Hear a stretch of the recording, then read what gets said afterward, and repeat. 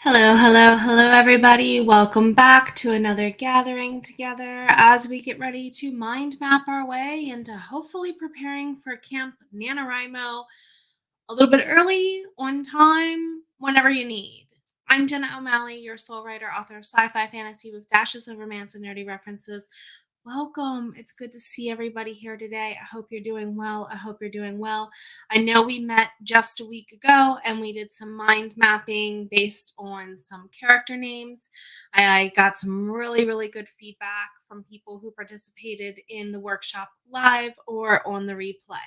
So, very much thank you to everyone who did participate. I have everything linked for you on my websites there. I went ahead and put the link in chat if anyone wants to go ahead and look at what we've done in the past, or if you're here live and on the replay, I need the workbook for today's session.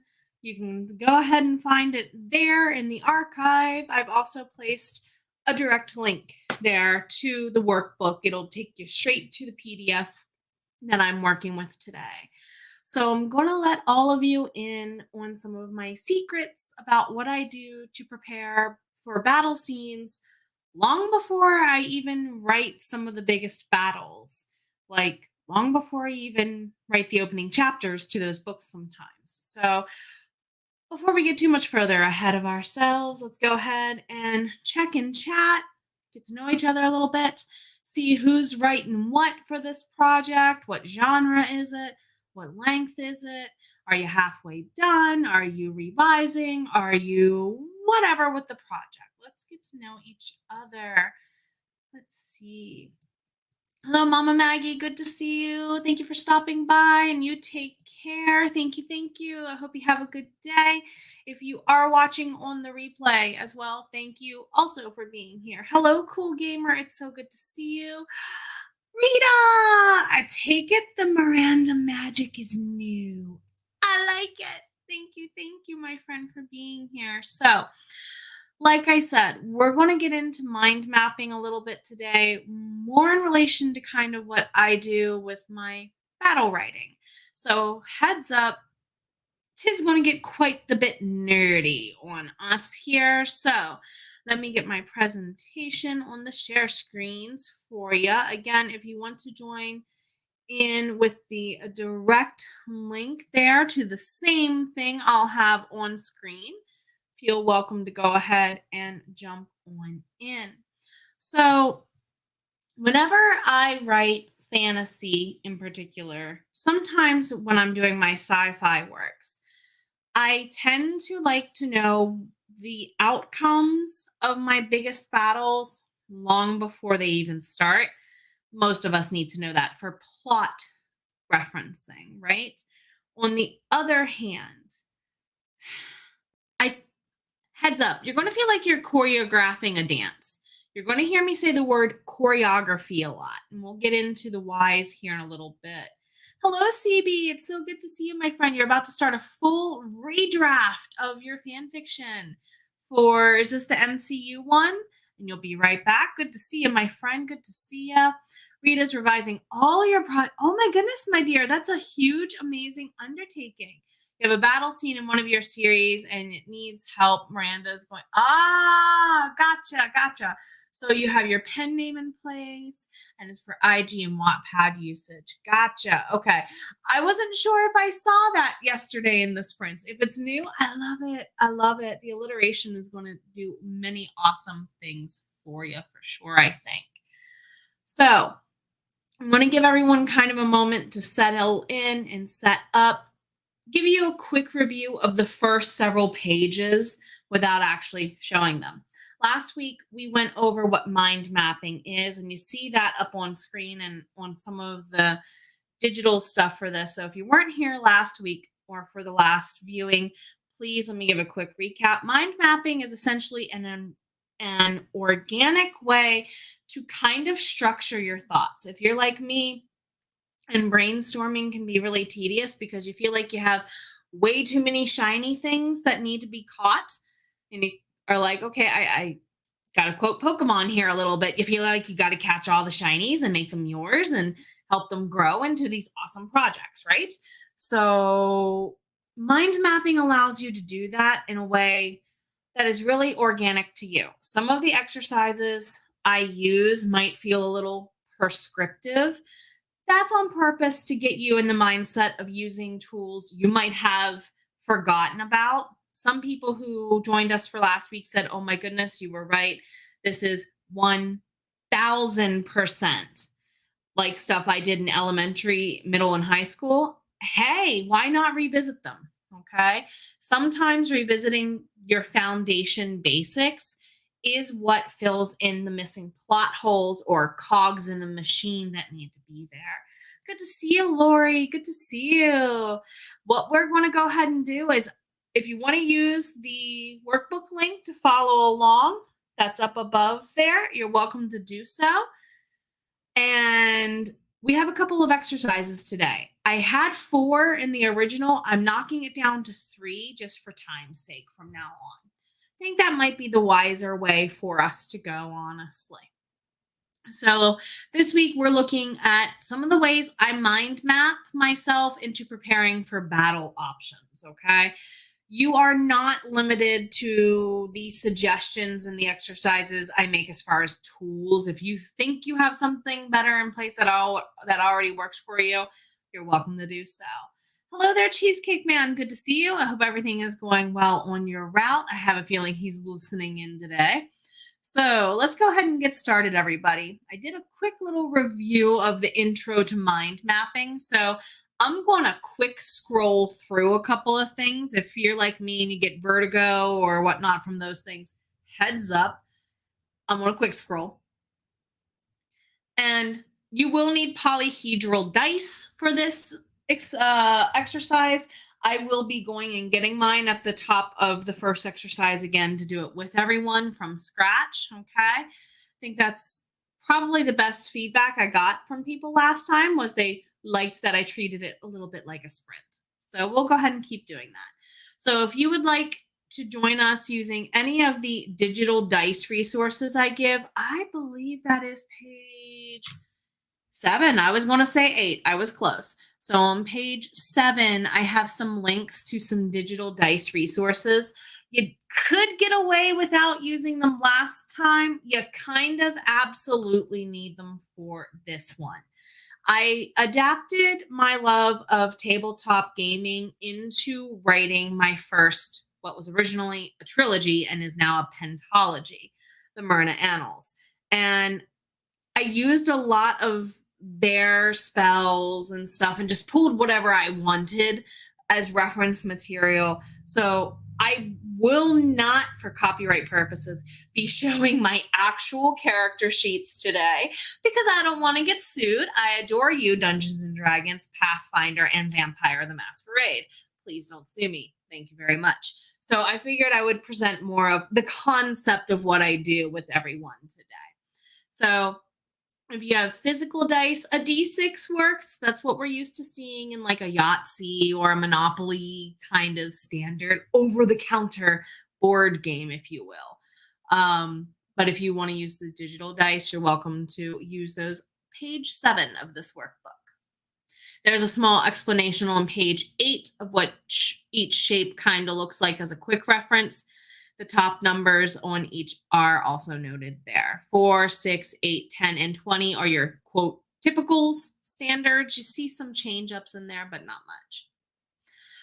So why are dice so important is where I'm going to be really picking up because I think to go over this more in depth from here on out is very key. This is also a new page. So if you need a moment to get your dice, and if you need a moment to join us on page 9, you are welcome to go ahead and do so. At the top of page 9, I have this quote.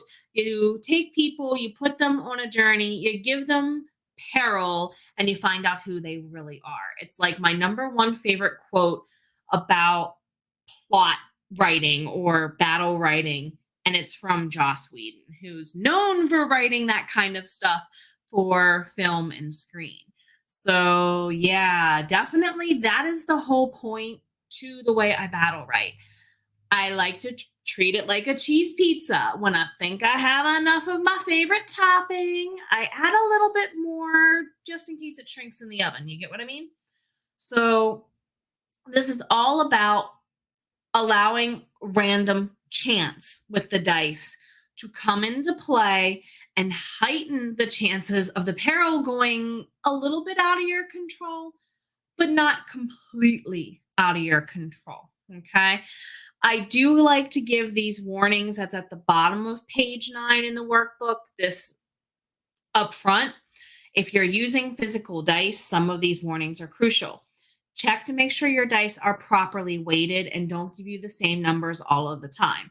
For physical dice, this can happen in a number of ways in their manufacture.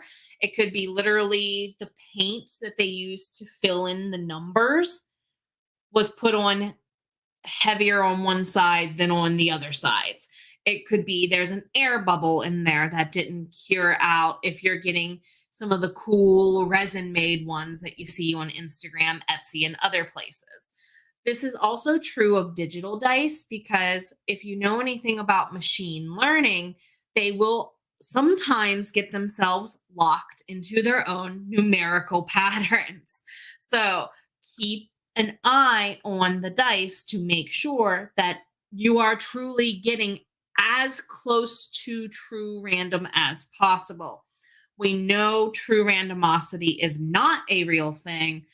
On the other hand, we're going to try and simulate it as honestly as possible. Okay. Do understand that when you're looking at these, you're looking at these numbers on a continuum or as a percentage.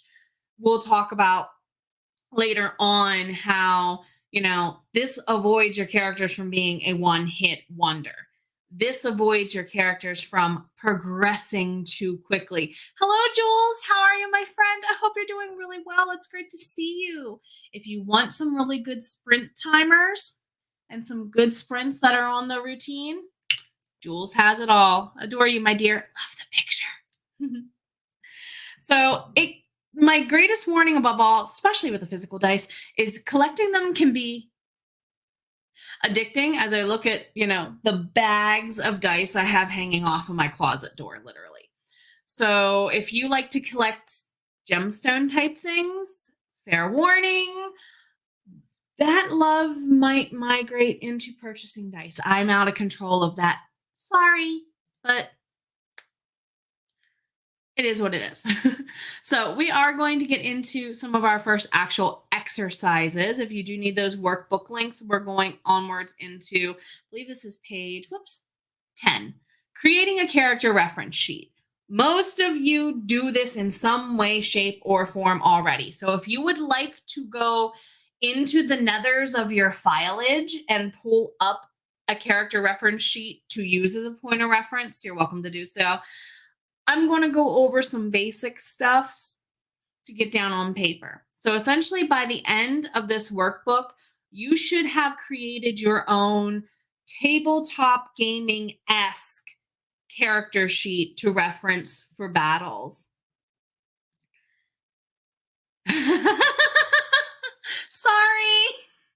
Sorry. At least I warned you up front. We have hashtag Sarah's fault in part for the crystal thing. We don't need hashtag Jenna's fault for the dice. We really don't. So with building a character reference sheet, it is nice to include all your spells, weapons, and data on what they do on the same sheet as you would, their demographic info. So we need to determine not just their physical characteristics, but whenever I build a character sheet, whether it's adapting somebody else's, we'll word it that way, or if it's actually sitting down and making my own by hand or digitally, I always like to keep in mind that there is a resume-like quality to this in some instances. For example, if your character is a royal or they're in the military or they had a job as a baker and they get drug into the mischief, whatever it may be, you might want to make yourself, instead of a long backstory story, you might want to treat it more like a resume and just give it dates and a little explanation. I have found that to be far less time consuming because sometimes you might end up writing a novella for the backstory. Great if you intend to use the novella, not so great if it's just info that gets thrown into the main storyline. You see what I mean? So, if you're looking for ideas, I suggest sitting down to research what tabletop video game character sheets can include. The options are wide and vast, mind you.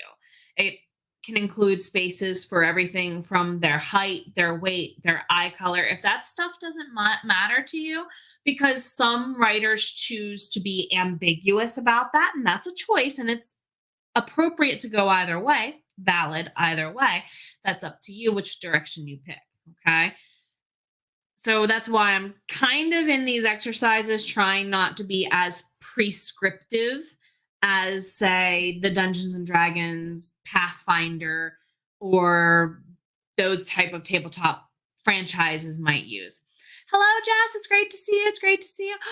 Yes! Yay! I'm so glad to hear this and share this news. No, no, no, no, no, no, no, no, no, no. You had every right to go celebrate. This is good news. I am so thankful to hear this news from you, my friend. Oh my goodness. Congratulations. Yay. That's so good to hear that. Hello, Jo. It's good to see you, my friend. Good to see you. Welcome, welcome. For those of you who are joining in, I popped the link to the workbook in the chat. Let me go ahead, woohoo, and click around. There we go. If you do need it again, that's okay. I kind of imagine. Happy early birthday. So, if for those of you who may be joining in, because I see the chat numbers are fluctuating a little bit, there's a share of the direct link, and we're about to hop straight into that first exercise, everybody. So I do have some preset pages here that you can start taking notes. Again, if you have one you would like to go ahead and pull up. Otherwise, treat it like a dating profile, treat it like a resume, take some quick notes. Remember, neuroscience teaches us that the human brain can only hold 3 to 5, give or take, thoughts in its memory very well. So that's why we writers and creatives tend to forget a lot of stuff if we don't write it down. So I do have some side questing homework if you want more info on that, linked in the article, not required for class, just bonus material. I am one of those teachers who thinks that if you understand why your brain works, you might, and how your own brain works, you might, be more productive a little bit better. So totally understand. And I definitely do plan on seeing you all that this evening. Definitely, definitely. You have a good evening. So sadly, you've never played D&D or any sort of tabletop game. Would that hinder me? I don't think so, because I'm going to walk you through the actual logic behind how those games function, but very briefly with these exercises today. Exercise 1, we need to make sure we have some basic info in play, okay? So I'm asking you to fill out, if you have some of this, pull it up, read it, refresh it, okay? We need this first, and I'll tell you why. Not so much the name and demographic info, like where they live, their genealogical background, stuff like that. I'm looking more at things like physical appearance and personal notes and background story, in the way of how tall are they versus how fast could they move down the road. You see what I mean? To me, I might not ever actually tell my readers that my character is 5'6", but I might need to know that if I'm trying to gauge, okay, they're 5'6". How fast do I think they can cover the length of a football field? Is it minutes? Is it seconds? You see what I mean? I don't really need the math. I just need to know that number to kind of spatially ballpark that when I'm writing and rolling with dice. So definitely, if you're feeling overwhelmed and fearful of, do I need to be a tabletop role-playing lover to do this exercise? Absolutely not. You can be totally uninterested in D&D and things of that nature and do the next two exercises with us. But I think we should take a little bit of time and pull up these character items. Okay. So let me actually go ahead and have you do the task. So exercise 1 is where we're going to go ahead and pick up. You can either pull up a character sheet that you have. I'm sorry for the scrolly. If you have issues with scrolly and vertigo, please look away. Um, Go ahead and feel welcome to pull up the actual file, refresh yourself, and remind yourself of who this character is. Add and change any notes as you need accordingly. I would like to go ahead and actually do as people had requested in the feedback form and treat this like a sprint. So what I'll go ahead and do, exercise 1, 7 minutes. Whatever you can do with an old file to update it or get some new character notes down, treat it like a dating app or a resume, okay? Very brief, factual data. I'll see you in a couple of minutes. Let's see how far we get.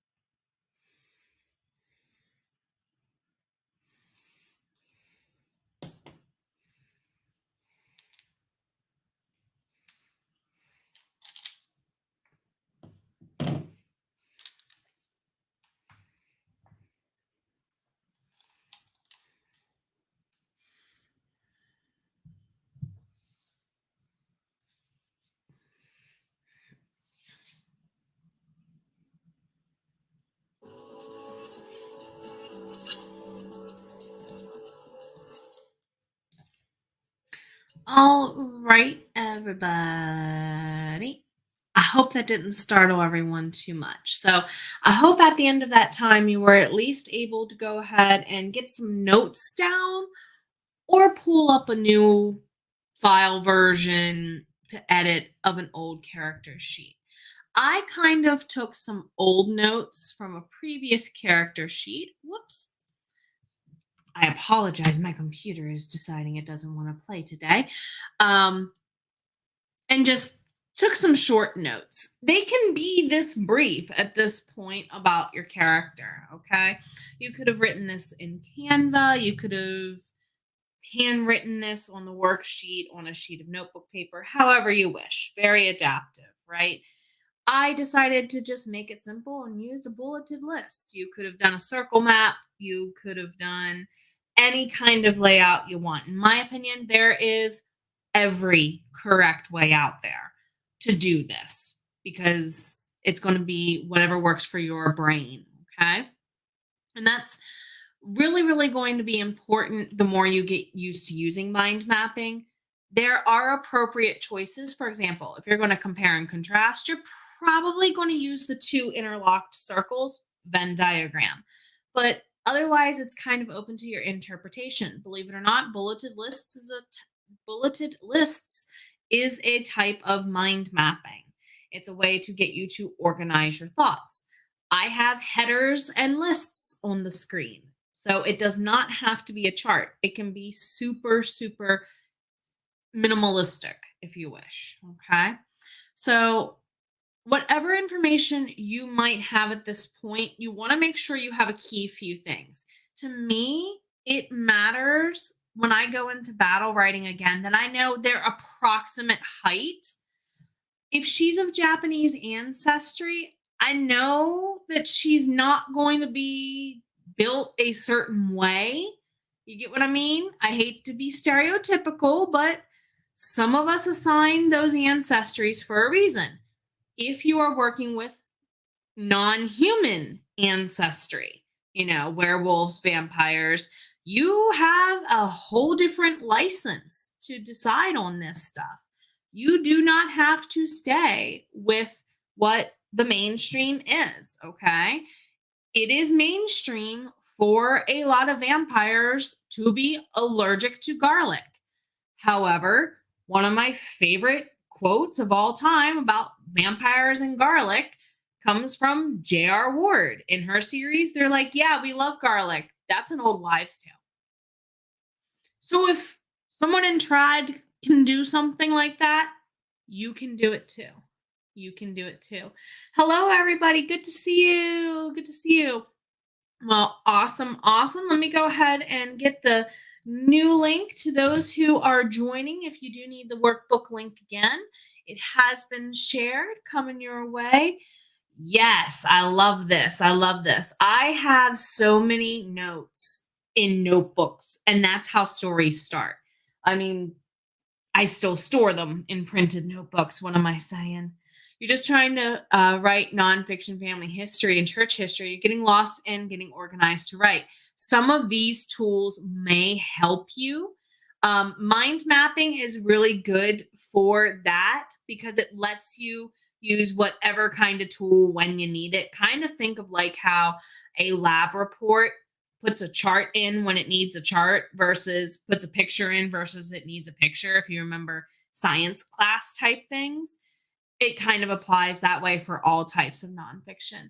Good to see you, the revised writer, another friend of mine. She's actually getting ready to go ahead and host her planning session in about an hour or so.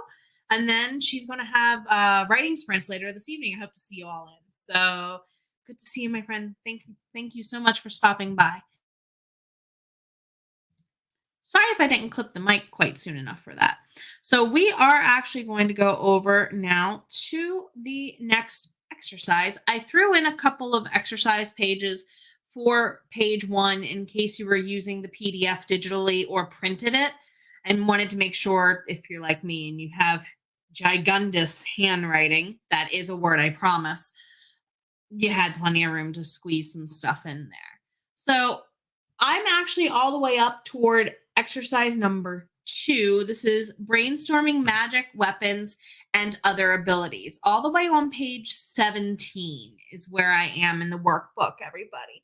Why, thank you. Thank you so much, my friend. I hope you enjoy the ones I'm doing next month. We've got 2 more on outlining.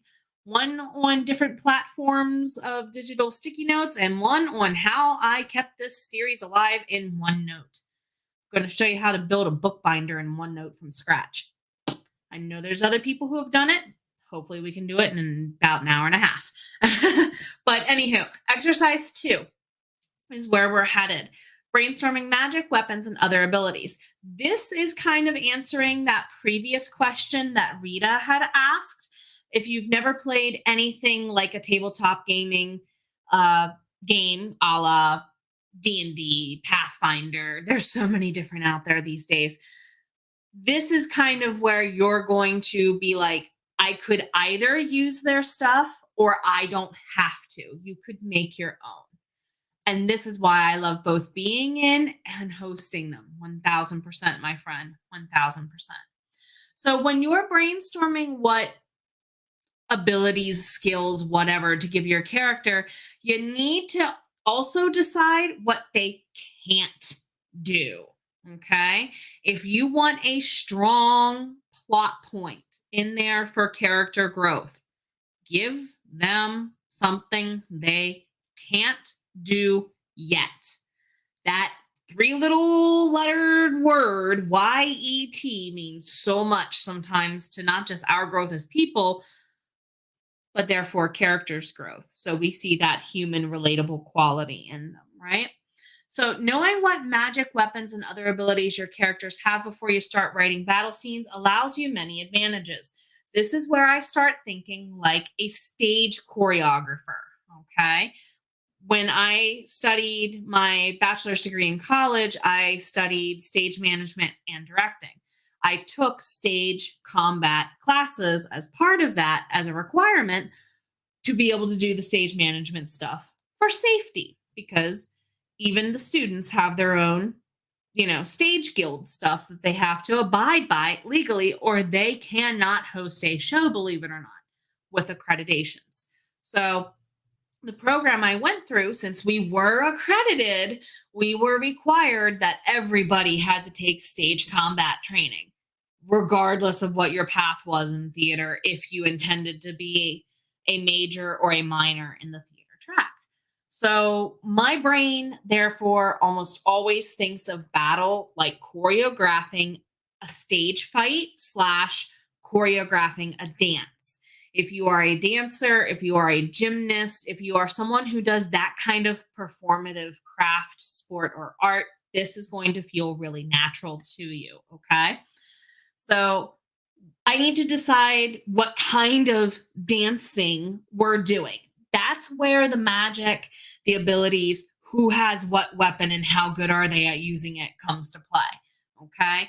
Dice allows you that, like we said earlier, level of randomosity in order to be able to gauge how well they're performing, okay? All of the previous warnings about dice definitely are going to apply. If your dice is weighted, change out to other dice, because it could help your character, or it could have happened what happened to my character Neftiri. Book 2? Yeah, book 2. For 8 battles in a row that I pre-rolled the dice for and kind of try to decide what is she going to do, she kept rolling everything below a 5 out of 20. So if you equate that to a grade, or like a how did they do at the contest for the dance score, that's not good. So that's why you want to be cognizant of what your dice is doing over time, okay? Is it hurting or helping your character? Carrying through the thought process of a dance with some random steps, you really need to consider, what are we dancing with? And this also keeps you from doing things like, did I give my character an extra arm on accident? Okay. Yes, next month is all about organization. And this summer, I'm doing my non-academic versus academic writing series too. So heads up. So, yes, I am guilty of making people who wield swords sometimes have a second sword. If, like, for example, my character Ian, he only uses one sword. I've been known to somehow magically make him have two. This pre-planning kind of helps you avoid that kind of oopsie in your narratives. So, who is doing what? Using the preset pages below, if you would like, you can start taking notes of who you want to do what. Okay. I will walk you through this one a little bit easier or a little bit beforehand. It is easier, but I think seeing an example of what I mean helps. Okay. So I know that Harumi has a specific height for a reason, especially when two other characters are in battle. I have Lee and Neftiri to watch out for. Why? Well, Harumi is one of Neftiri's two familiars. Lee is the other familiar. One is more masculine looking than Neftiri. One is more feminine looking than Neftiri, with Neftiri being middle ground, right? So I keep that in mind because sometimes there's an illusion spell these three will do that Neftiri can cast if both of her familiars are there. And, I can assign dice. How long does it last? Does it last 10 minutes? Roll a die, one of your 10-sided die. If it only lasts for 5, well, that's all they've got. And you got to kind of keep that in mind. Can they do this once, twice? How many paragraphs can I talk about this? You can kind of make those decisions in your head with a continuum for some people, or thinking of it like a performance grade again whenever they cast that spell. If Neftiri scored a B plus on casting that spell, if it were a quiz, how well does the enemy recognize this illusion? You can make those decisions if you're really stuck up against a wall about pacing for battle versus pacing for plot. Okay. So I also do keep in mind that Harumi is not only the shortest of the trio, Lee is the tallest, Neftiri's in the middle, Harumi's the shortest. Do we see a pattern here? Yes, it's on purpose. But she's also the shortest of her sibling quad. So if I need to, like I mentioned previously when Rita asked, no, okay, if she's got to cover, say, 5 football fields, how fast approximately can she do that? Okay. These are all things I need to start considering now in relation to what can she do skills and abilities wise, right?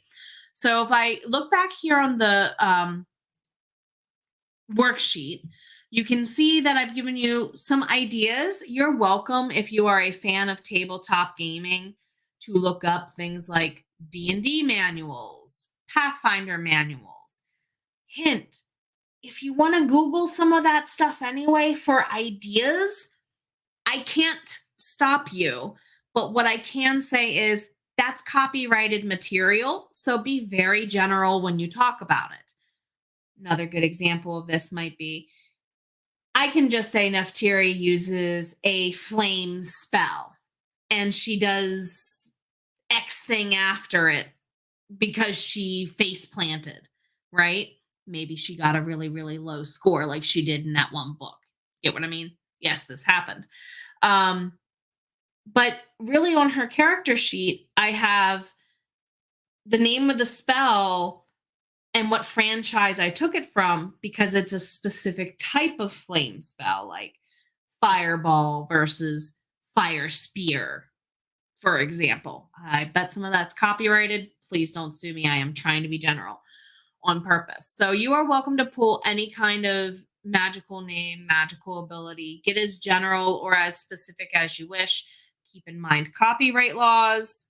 Your notes are your notes, but also you could probably get across to your readers what the spell is without saying the name of the spell unless it's a 90s Japanese anime.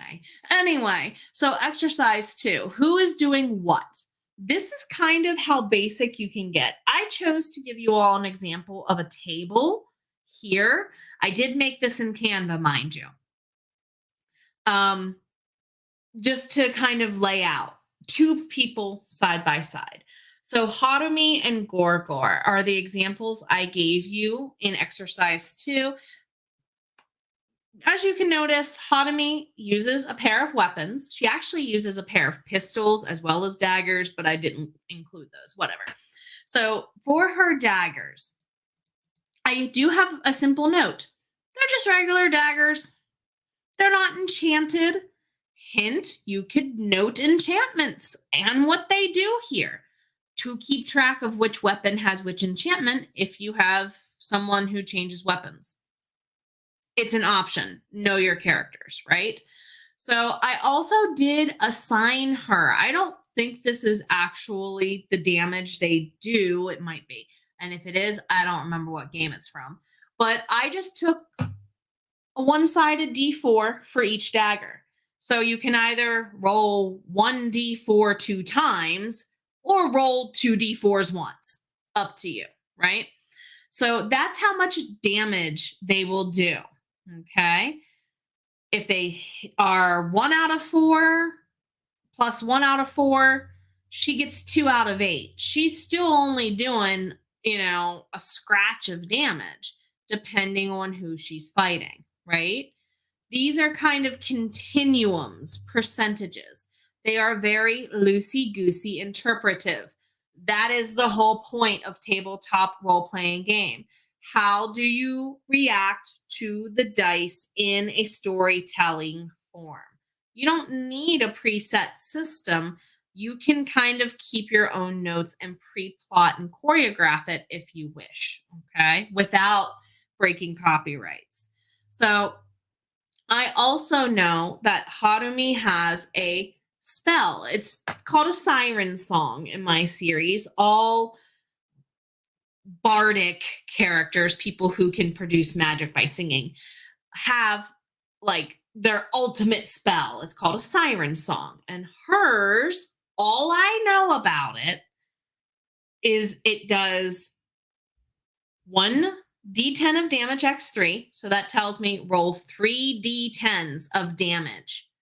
That's 30 points. That's a big continuum. If she's got 15 people around her and they're almost kablooey, I can have her knock them out. You see what I mean? And I just I don't really keep track of the numbers. I kind of gauge it in my head that, if she did a total of 21 out of 30, she did pretty good, but she didn't knock everybody down. You see what I mean? I can say that in my writing. She gave a really hard blast of energy from her lungs and half of the enemies drop. I could say that in narration, but if I'm not sure where to go on it, I can let the dice be as random as it wants and make the decision for me. This is also something good to note as well. If you have people who are healers, for those of you who are writing with magic systems where there's healing potions, healing items, or even just a medic, what's the chance that medic is going to make it across town? Let's roll a die and see what happens. If you're stuck, why not? It's a work around the block. On the other hand, I have Gorgor on the other side of the screen.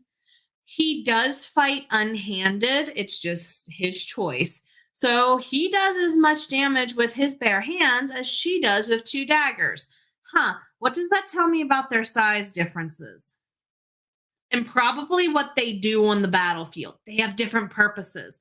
He likes the hand-to-hand combat. She likes to slash, back away, and go off with her ammunition or her spells. Different choices in battle modes. For those of you who are writing with group dynamics, it's really good to pull back the curtain and look at who does what to see where your weaknesses are in your good guy's party or in your bad guy's party. and therefore allow the other group to use it to their advantage. It is basically giving you a way to pull back from the scene and look at the greater tapestry. So I do also give you a note here that you can do with gauntlet. What it means is just his hands, but wearing a gauntlet. It doubles his damage, basically, if you see the 4 versus the 8. For me, keeping these kind of notes keeps my writing fresh. I'm not always saying Gorgor's punching somebody. I'm not always saying that Harumi is just off there singing. It gives them something else to do.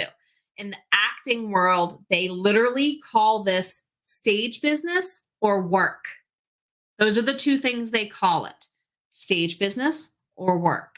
Because you can't stand there frozen and just lollygagging looking off. Because the audience will be like, they seem so out of character and unfocused. You're presetting the stage business and the work ahead of time. Okay. So I would again like to give you all some time to actually, well, take a blank slate. You can bubble map this with a circle map if you want. Put the character name in the middle. Circle, here's this spell. Circle, here's that spell. That's up to you. If you want to do a list, that's up to you. If you want to use a table, that's up to you. But I do highly suggest finding a way to brainstorm not only who does what, but start deciding.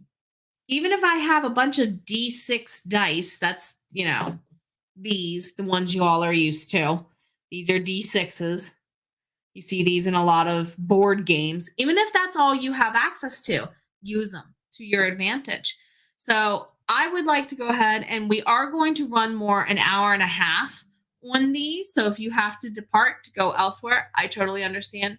Thank you. I hope to see you on the replay. But I do want to go ahead and give you a solid 15 minutes to do some research, decide who gets what weapon, who gets what ability, and start filling out some time. Okay. So let's go ahead and get on into it. I'll see you on the other side of this exercise. Let me know if you have any questions while we're working.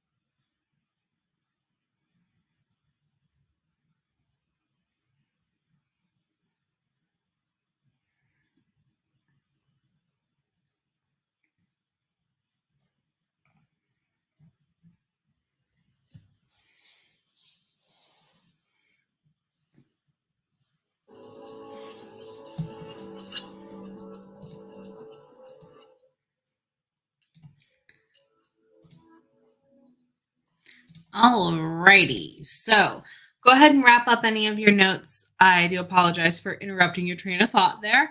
So hopefully now you at least have some idea of who's doing what and, well, what chance do they have of completing it at least. So with the final exercise, you do not have to do it now. If you're like, I need to know how many battles I need to roll for first, I tend to know I like 3 to 4 battles per book when I write. So I will pre roll with my dice 3 to 4 battles for everybody involved. Tracking this, in my opinion, does happen in tables or lists or however you wish it to happen as well. So think of those mind mapping charts, graphic organizers, use them to your advantage. If you are into Gantt charts and flow charts, time to break those things out. I've seen people keep track of this data on pen and paper. I've seen them keep track of this data in spreadsheets. All of those are valid tools to do so. Oh, good question. Good question. Since he showed up here in chat, the Cheesecake Man does not yet have a YouTube channel. One of the reasons why we moved was to hopefully have a kitchen he can film from, and we actually have a kitchen that might be possible from now. So if you want to see the Cheesecake Man make videos of cheesecakes, bug him. So exercise 3 is where we are headed. To some people, going so far as to actually rolling out the potential outcome of a battle as if it is a choreographed dance ahead of time seems a little innocuous, a little tedious, a little too plotter minded. If that is for you, well, keep in mind, every single successful, and successful means well put together and entertaining in this definition, battle that you see in a video game, on a TV screen, in a movie, whatever, on stage even, it's all pre-plotted out like a dance. Why couldn't we as writers consider that tool if we're stuck? Okay. So I think that this is why some of the movies that have that big boom, looking at you, Michael Bay, goes so big boomy, because he literally did thoroughly plot out, this battle needs to be this battle needs to be this battle needs to be this throughout every single one of the Transformer movies. Okay. So imagine giving that kind of oomph in your writing, not just for your readers who read your print and digital media, but also for your readers who are listening to an audiobook narrator, AI generated or human. It gives the narrator, especially the human one, something to act with. So if that's your end goal, keep this in mind. Choreographing your battle ahead of time does mean sitting down with dice. It does mean thinking point for point, maybe paragraph for paragraph, page for page. Take your pick on how you want to gauge that continuum. It lets you see not only what your character is capable of doing, it also lets you and your antagonists know what the character cannot do yet for the heroes and the protagonists. Okay. And that's okay, my dear Tracy. I'll actually be seeing you over on your channel here in a little bit. She's going to get ready to host a planning session. So I hope to be out of here in time to join her in a little bit, my friends, especially for those of you who want to join as well. Thank you, Tracy. It's good to see you. So not only do you want to know what weapon or spells being used for those reasons, you might also need to track things like, why am I always having, I am guilty of this, why is Frey always the one who ends up just sliding through shadows out of nowhere to save other people often? I did that in book 1 12 times and had to get rid of and reassign over half of them. Going to the choreography method like I did for book 2 onward I haven't had those issues as much. So when I'm writing, I'm very much on the ground, on the same ground my characters are treading, is a great quote from Graham Smith here. And that's the other thing I feel this gives me as a writer. Whenever you play a video game, especially whenever it's going to go ahead and be one that focuses on first person perspective or first person shooter is what they call them, you feel very into the moment because, the action, this is all the action you see. I, as a writer, feel this choreography method does what Graham Swift is suggesting here. It puts me on the ground in the battle with them. And I feel like I can more authentically connect to it and therefore report it and narrate it back to my readers. Ah, um, Message me on Facebook afterwards. I just don't have the ability to go in from StreamYard and do it right now, my friend. Message me afterwards, okay? About the moderation there, Jordan. Good question. It's easier for me to do it from the YouTube end, and I'm on StreamYard, unfortunately. So exercise 3 is where we do actually get into using, I prefer tabulation. You're welcome to use Gantt charts, flow charts, whatever you wish. To consider the choreography for your characters. The example shown pits two characters against each other side by side, but you could, if you wished, organize it in a different way. Now, mind you, some of my battles have literally 20 plus people in it. I know that's a lot. It's a war. I'm sorry. There's a lot of characters. So I could imagine where if you have a huge cast, a la Hunger Games, a la Lord of the Rings, or similar to Game of Thrones, where you have a ton of different governments and stuff involved. This becomes helpful to know who's doing what when from book to book at a glance as well. Yes, I keep some of my battle notes to go back and remember, wait a minute. Did Abraxas lose his arm in book 1, 2, and or 3? Because he loses it in 2 books and regenerates it, right? That's the kind of stuff I need to know for continuity, potentially. So I also don't lose track of how many times it happened. This is a battle where the weapons really are words at the end. So I feel like I might be a little bit more teachery when I'm saying this, a little too highfalutin over the top and saying this. No argument turns out well when there's not ammunition to fuel the fire.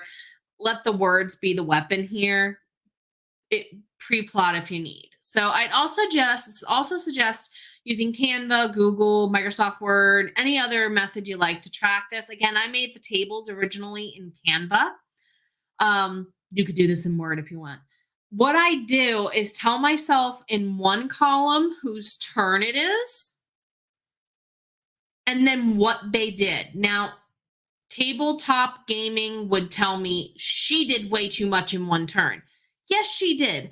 I'm not doing turn by turn gameplay here.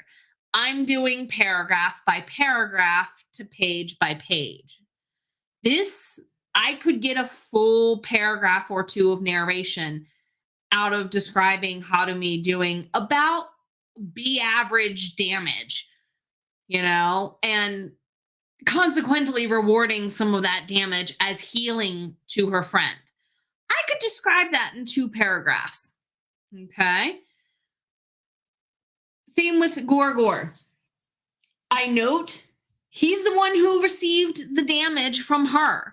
So if you have more than one character in play, this becomes crucial to indicate who's fighting with whom and against who. Okay.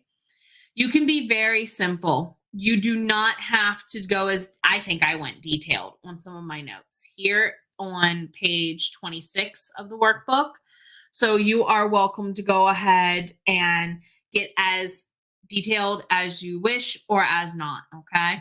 I'm not going to have us actually sit here and roll for damage or anything today, just because some of us aren't potentially nearly ready to know how many battles to roll for yet.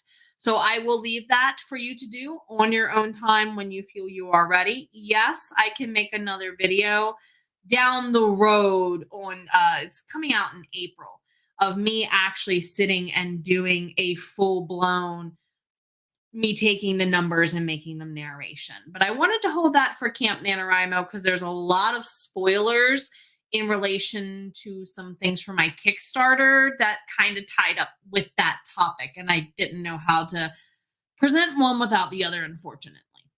So that would bring us down toward the end of our workshop for the day.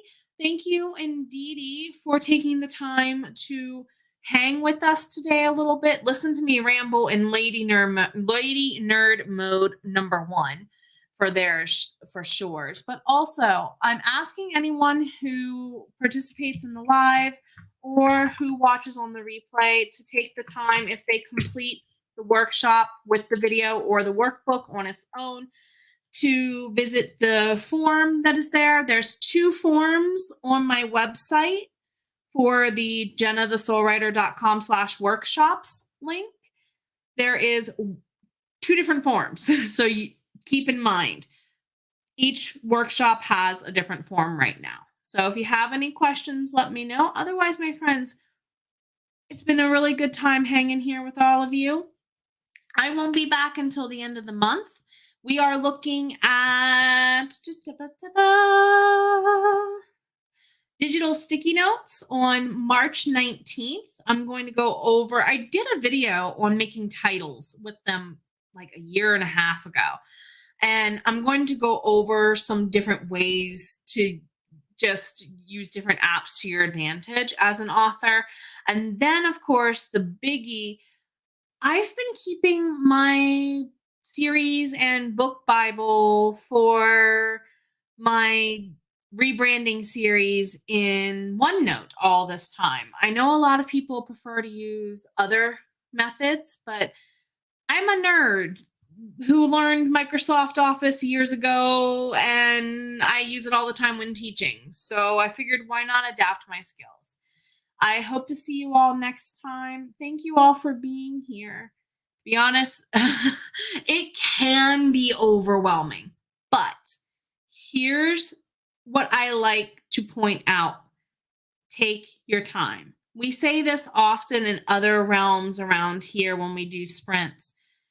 It's all about just one step at a time, one moment at a time. And it can feel very, very overwhelming. And that's why I like to rely on the dice. It takes some decisions out of my hands, right?